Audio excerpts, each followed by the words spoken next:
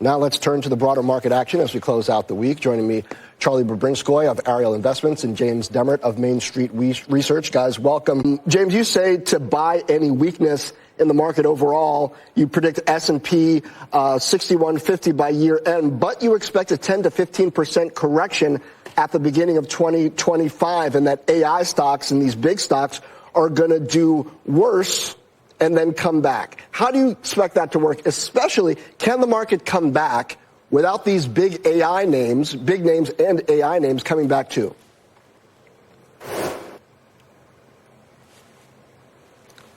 Let's see, I'm not hearing James. Charlie, sorry, let's get your audio fixed.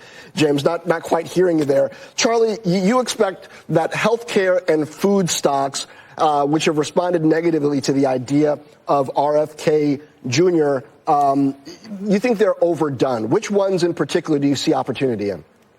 Yeah, there are a lot. I'm glad you called this out. We think that he is got some ideas that wouldn't be good for healthcare and food, but that he's not going to be as successful in getting those changes as the market reaction would have you believe. So a name like Smucker's, which has historically been a high teens multiples, now trading for about 14 times earnings. That's a very attractive name. LabCorp is a name there's going to be more testing done going forward, including on new drug development. Stock's been hit.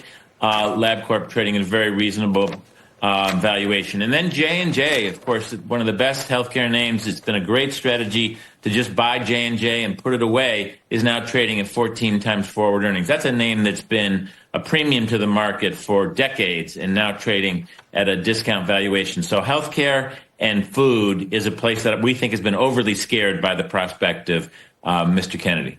Interesting. James, I believe we got you now. So you expect a down 10 to 15% in the S&P in Q1, but we end the year 12 to 15% higher. How does that work? Do you expect mega caps and maybe some of these AI names to be as strong at the end of the year as at the beginning? Because if so, they're going to take quite a round trip. Yeah, I think it is going to be a round trip. It's been very generous for the AI trade, particularly the semis, but we think 2025 is going to be very different. Number one, we're going to have a startling correction, probably pretty deep for those AI companies because of their higher valuations. But we see 2025 as not a Fed-driven market or all that cash on sidelines, but the economy and earnings are what drives stocks. And that'll help Charlie's stocks because it's going to broaden.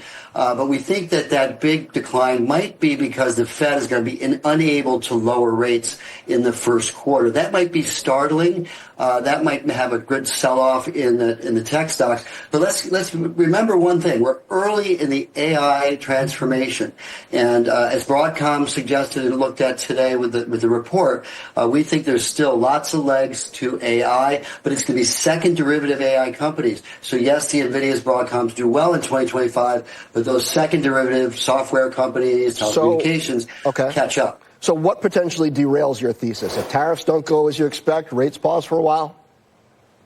What really derails us is the pro-growth deportation of Trump policy sort of igniting inflation again. The Fed comes back to the table to raise rates. I think that really calls a very disruptive market, a very difficult market, or possibly a U.S. credit downgrade. Other than that, we think normal correction, maybe deeper for tech, and people buy that. If you're not fully invested, you want to wait for that, and you want to buy into that correction in the first quarter.